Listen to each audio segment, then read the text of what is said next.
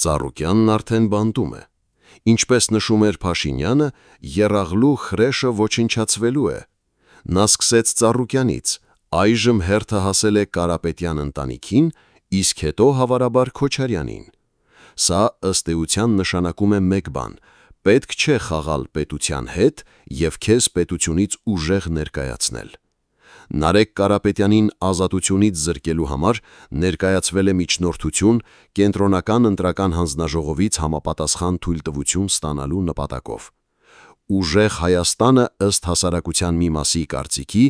վերցրեց մանդատները, որպեսի падգամավորները չդատվեն և օգտվեն անձեռնմխելիությունից։ Սակայն Փաշինյանը խոստացել է ժողովրդին, որ պետությունը գնալու է բոլորի հետևից և պետության ուժը բոլորը զգալու են։ Ժամանակն է եկել, որ բոլորն իրենց տեղն իմանան։ Ժողովրդի մի մասը աջակցում է այս մոտեցմանը և ցանկանում է ապրել օրինապահ երկրում։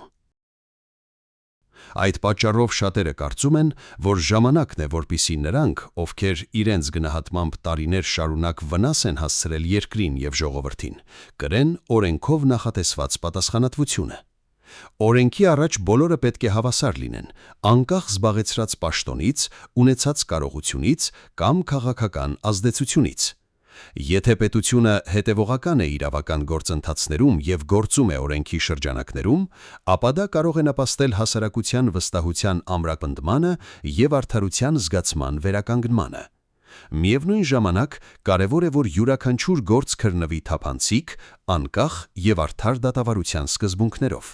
Վերջնական գնահատականները պետք է հիմնվեն դատարանի որոշումների վրա, որպեսզի արդարադատությունը ոչ միայն իրականացվի, այլև ակնհայտ լինի հանրության համար։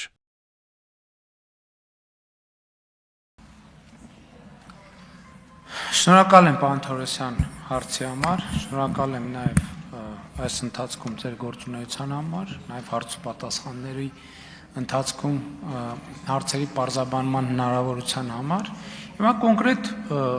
նախընտրական շրջանում եմ ասել, հիմա էլ վերահաստատում եմ, որ 300,000 ադրբեջանցիների վերադարձի թեման դա fake մտածածին հորինովի թեմա է և նման բան չի եղել, չկա և չի լինելու և նաև բացատրել եմ, թե ինչու և ընդհակառակը կարծում եմ, որ մեր հանրությունն էլ պետք է համապատասխան արձագանք ցուցաբերի այն քաղաքական ուժերի նկատմամբ, ովքեր սուտը տարածել են։ Եվ ելի եմ ուզում ասել, որ նման թեմա ընդհանրապես թեկուզ լրատվական ֆոնի մակարդակում պահելու հնարավորություն կա միայն պատերազմի եռագլուխ կուսակցության խոսույթները շարունակելու դեպքում։ Այսինքն, եթե մենք հակամարտության տրամաբանության մեջ ենք մտնում, ինչ խոսույթներ կարող են ձևավորվել,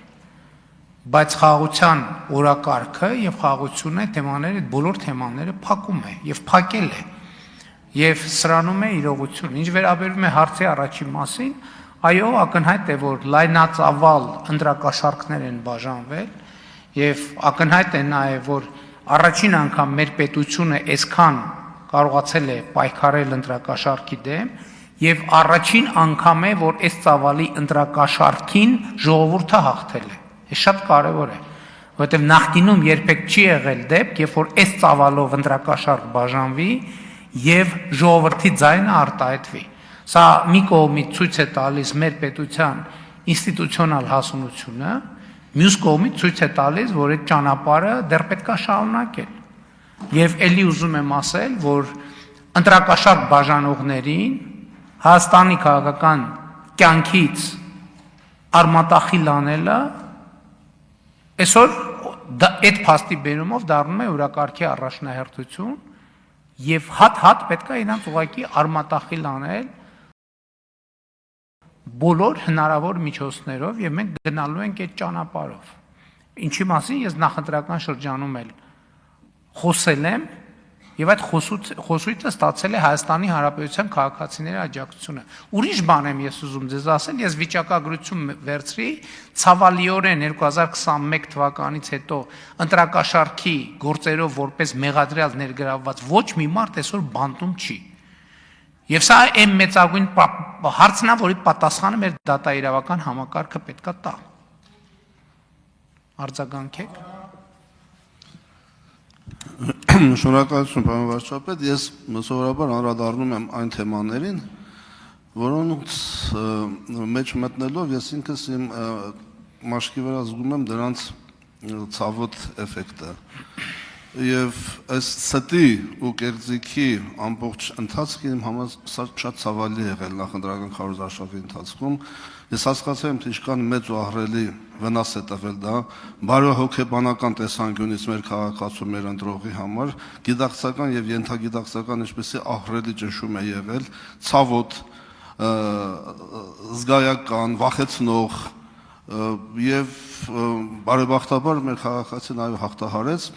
Ես կարող եմ վստահաբար ասել, որ կառավարության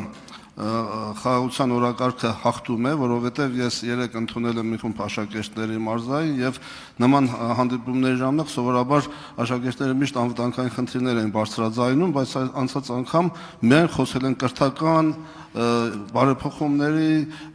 երիտասարդության կյանքի մասին հարցեր եւ շատ ուրախալի էր դա, որովհետեւ ես զարմացած նայում եմ, թե հիմա կհարցնեմ բանվտանգությունը, բանակը, մյուսը եւ ես հասկացա, որ մենք այս առումով շատ լուրջ առաջընթաց ունենք։ Այսինքն չհարցնին ոչ մի հարց 300,000 ադրբեջանցի ոչ մի հարց ընդհանրապես անվտանգային խնդիրների մասին, մինչդեռ նախորդող բոլոր նմանատիպ հանդիպումներում երեխաները միշտ աշակերտները հարցնում էին, բա մեր վիճակը ոնց պիտի լինի, բա սահմանազատումը, բա ադրբեջանցիները 1,000-300,000 եւ այլն։ Այս անգամ մենք նման հարցադրումներ չտեսա եւ որից շատ ուրախացուցիչ էր, հետեւաբար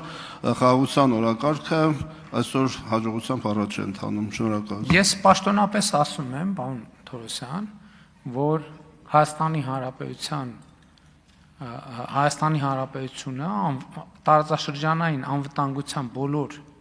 սպառնալիքները հաղթահարել է եւ կառավարում է, եւ միակ սպառնալիքը, որը կարող է առաջանալ, այդ պատերազմի եռագլուխ կուսակցության եւ նրանց պոչերի գործունեությունն է, որովհետեւ ելի ուզում եմ պարզ հարց տալ, տեսեք խաղաղությունը ինչ հիմքի վրա է կառուցվել։ Հայաստանի Հանրապետությունը եւ Ադրբեջանի Հանրապետությունը Ալմատայի հռչակագրի հիման վրա ճանաչել են միմյանց տարածքային ամբողջականությունը։ Հիմա շատ եւ խոսքերով եւ սիմվոլիկայով պատերազմի եռագլուխ կուսակցությունը կասկածի տակ է առնում այդ խաղաղության պայմանավորվածությունը։ Հիմա ասենք օրինակ նույն մյուս խմբակցությունը, որ եկավ խորհրդարան, էլի այս նույն դրոշները դնելու է իր սեղանին։ Այդտեղից սկսում է անվտանգային սպառնալիքների գեներացումը, որովհետև ստացվում է, որ խաղաղության